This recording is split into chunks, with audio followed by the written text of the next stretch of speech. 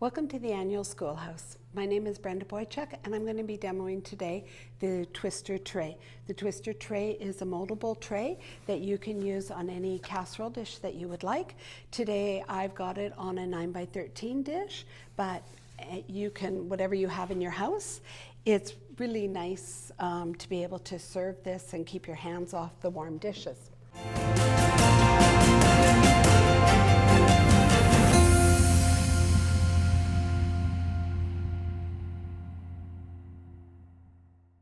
So in order to make that, I used a pattern called the Twister Tray by the Twisted Sisters. And one of the requirements is that you use this little ruler. And as you can see, it's just a square little ruler with these lines marked on it on an angle. But it really helps whenever you're cutting out and makes it a very simple project to do. So in order to make this project, I used a fat quarter bundle and I was able to get 5 trays out of it. We have a number of fat quarter bundles in the store and I just pulled a few of them just to show you what they look like. And so you can make it and it works out great. You could get 5 of them, lots of extras for gifts or whatever. And the only thing you have to add to this is your border fabric, your backing fabric, and your binding.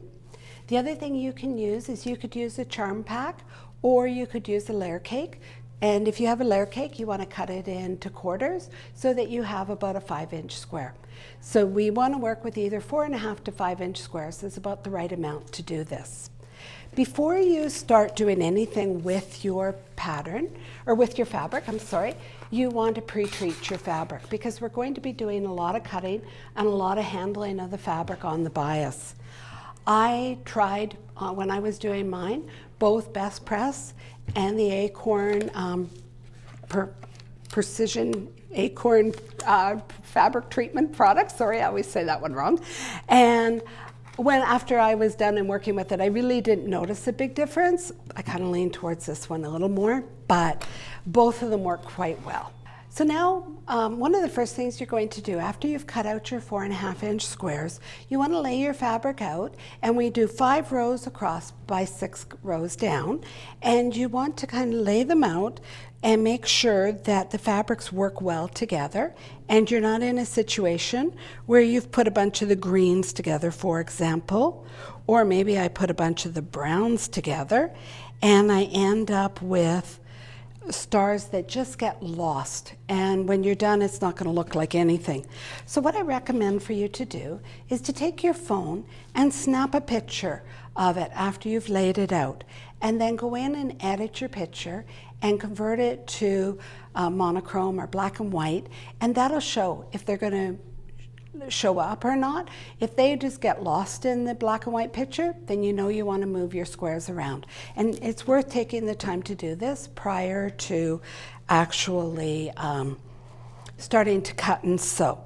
So then once you've got all of your squares laid out, you want to sew your rows together and then sew them together again and into a square, and then you're going to add your border, your 2.5-inch border onto this so that you get a piece of fabric that looks like this. So this is what we're going to start with. We're then going to lay this down on our twirly mat. I just forgot the name of this. On the spinning rotary cutting mat. And I'm going to use my binding clips and I'm going to just clip the fabric together in a couple places because it's bigger than what the mat is, and what I don't want happening is when I go and start moving the mat around, I don't want the fabric to move. So by taking the minute and clipping the fabric into place, that'll make sure that everything stays on the board. I get no drag, no movement, and it's in the right position for me to cut. So now that you've got it all laid out nice and flat, you're going to take your little ruler and you're going to set it down so that the lines line up with the seams that are on your fabric. And the one thing you want to do with this is you kind of want to get on top of it. Do not do this sitting down because this little ruler has feet on it, which brings it up off of the fabric. And because of that, you need to look straight down to get it lined up. So I'm going to line it up on here. I'm going to use my rotary cutter, and I don't want to cut too far in, but I do want to start there. And the other thing I really want to mention to you, because I caught myself doing this a couple times, I wanted to angle it and get it right up underneath, but I'm actually cutting too small then. So make sure that you're keeping your rotary cutter nice and level, or nice, straight up and down, and just cut these off. And you can just get rid of these pieces of garbage. That's just a piece of garbage, so we won't be using that. And then you're going to spin your mat. Do not touch your little ruler at this point, and then you're going to cut forward to the end and cut across. And at this point, whoops, I didn't cut far enough. Sorry, you guys. Oh my goodness. And I also recommend that you get a new blade before you start this, and then you're going to want to lay these out so that that's piece number 1. And then you go and you cut your next one. And I'll press a little harder this time so I'm not fighting with it so much after I'm done.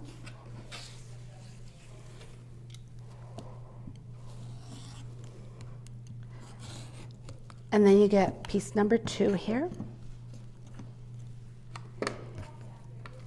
And you're going to go through and cut out all your squares this way, making sure after you cut that you lay them out.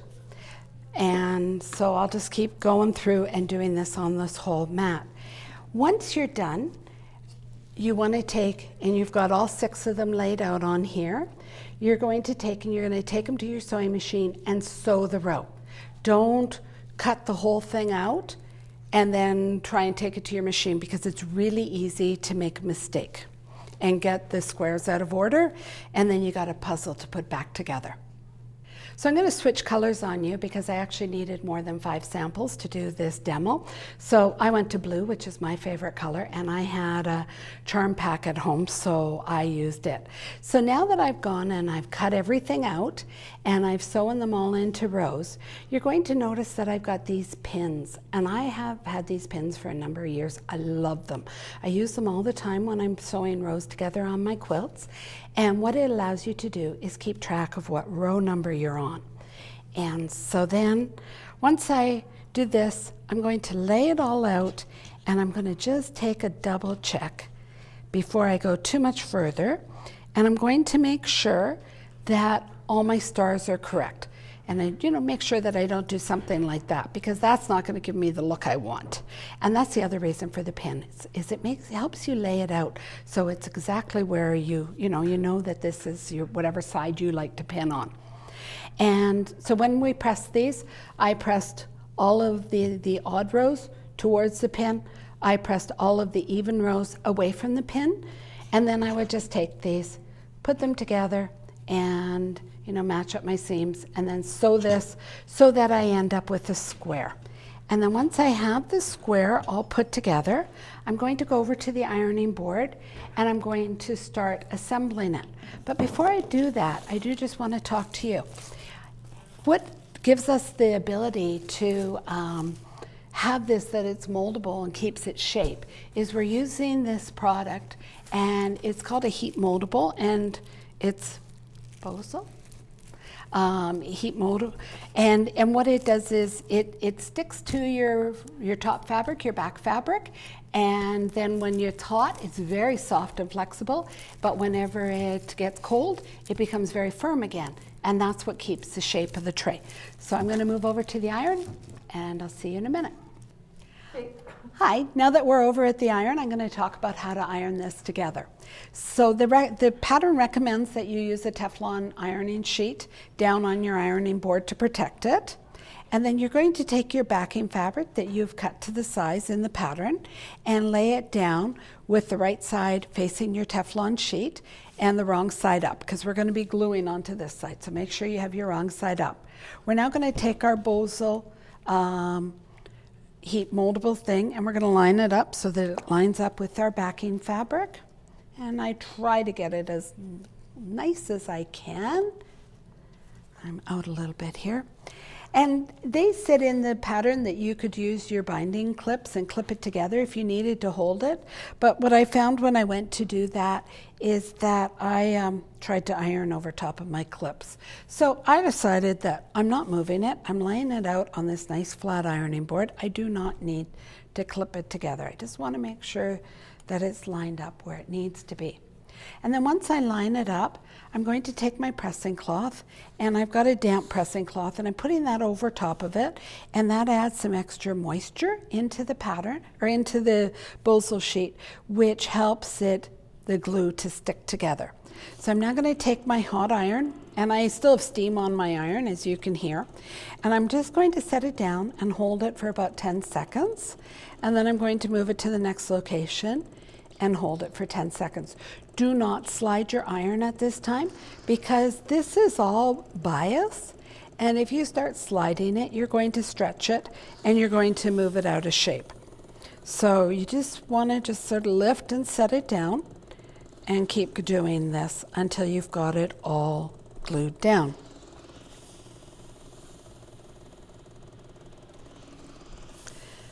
And I'm not holding it quite for 10 seconds, but I think that I'm holding it long enough.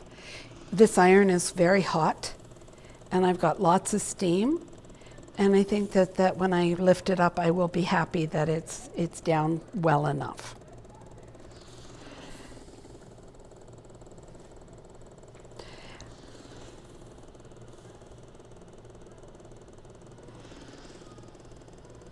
And then once you're done this, you're going to want to make sure that it is actually adhered or glued down. So I'm going to take up my pressing sheet, and I'm just going to check. And I actually didn't get in here well enough. But I'm going to turn it over, and I want to make sure that my back is actually adhered properly. And I'm not going to use my pressing sheet, but I'm just going to come in here. And I'm just going to double check the gluing and just do from the wrong side. And that'll just give some extra heat. And if I've missed someplace on the front, it will help do it on the back. And again, I am lifting every time. I am not sliding the iron around. I'm making sure that I lift and put it back down.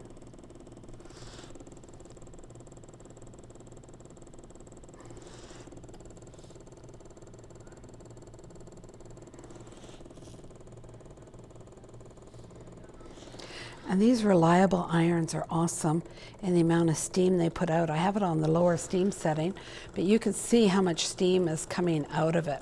So this is going to work really well, even without the damp pressing cloth, because we've got so much steam here. This iron's awesome. Okay, so you can see how soft and moldable this is right now, but right now I want it to dry flat. So I'm going to let it cool for a minute, and then we'll talk about the next steps.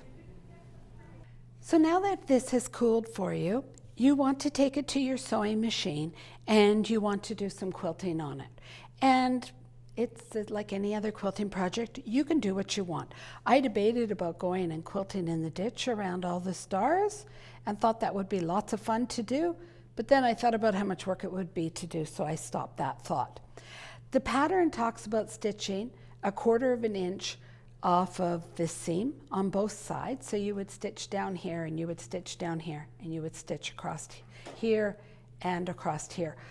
I actually did that on one, and I tore it out because I didn't like the look of it. I felt that it detracted from the stars. So what I ended up doing is I just literally stitched in the ditch along here. And so that's how I quilted mine. And then once you've got it quilted, you need to go around your house. In the pattern, she gives you a curve to cut the corners, and you want to round the corners. So go in your house, see what you have.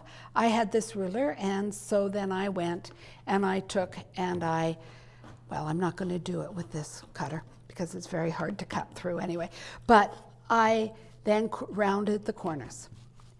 And once they're all rounded like that, then you're going to take and you're going to put the binding on. So I'm going to just put that over here for right now.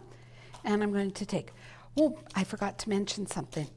When I did the quilting, I forgot to change my needles, and I just used the needle that I had on my sewing machine, and I got a ton of skip stitches. So after doing some playing, The Microtex 90 needles is the one you want to use, and you will not get skip stitches.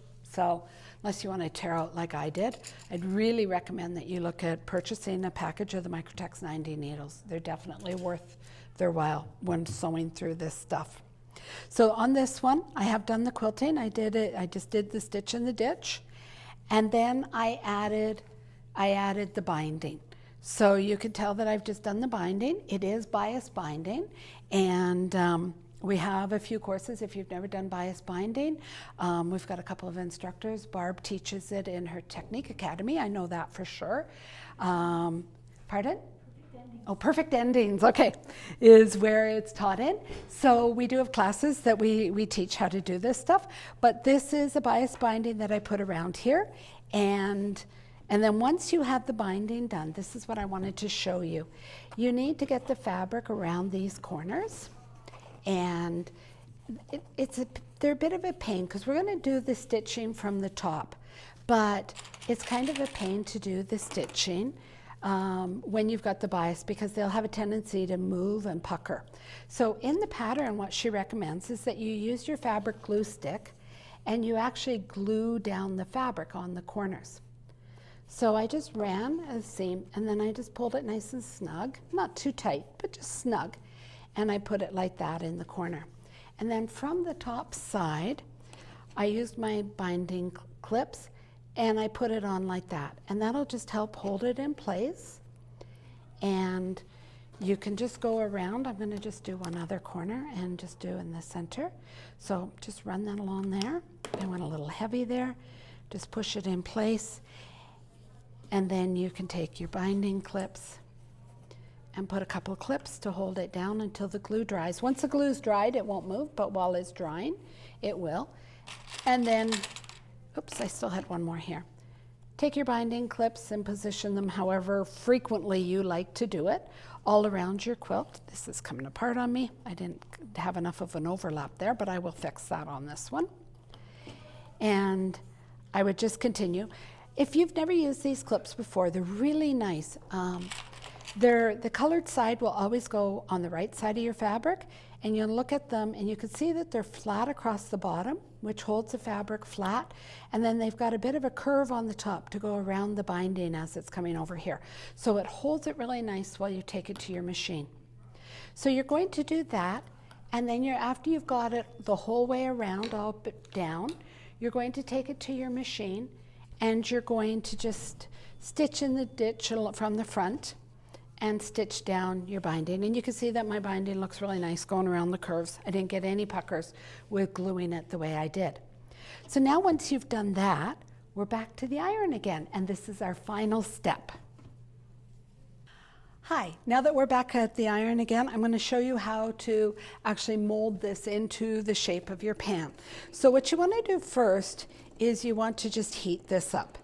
So I'm just going to take it, heat it, and then once it's, oh, I didn't heat it enough. So once I have it heated, then I can just take and I can fold it. Now I know already that my quilting line is about the right spot for this plate. So I knew that I could just mold it on there. And then I just want to keep working my way around here and just heating it up and molding it forward. And heating it up enough that it's actually hot. And I didn't find that it got too warm on my hands. I found I was able to hold it while I shaped it. And you would continue to do this, and you've got to just kind of keep holding it up while it's cooling. And you'd continue to do this on all four sides. I'm going to just do two sides for the video presentation. Now I'm going to take the casserole dish that I want to use for this purpose, and I'm going to lay down the thing on top of it, and I'm going to get it to mold to this shape. And if you weren't happy, if you were happy with your folds originally, then you don't have to do any more. But if you want to mold it a little more, or you're not happy with the way it is, you can just put it right over top of here, and you can just sort of hold it over top of your dish and you can mold it then to the right shape for your dish. And then I would just sort of let that cool a bit, and then I can just go over to this side, and I can just take and heat it. And again, the steam helps soften the thing, and I can just press it down so I get it in the right spot so that it's a perfect match for your casserole dish. And then when you're all done, you're going to turn it over. I didn't do the one side, but this is good enough for a demo. You can see that I now have this fitting nicely on my casserole dish and ready to use it for when company comes over.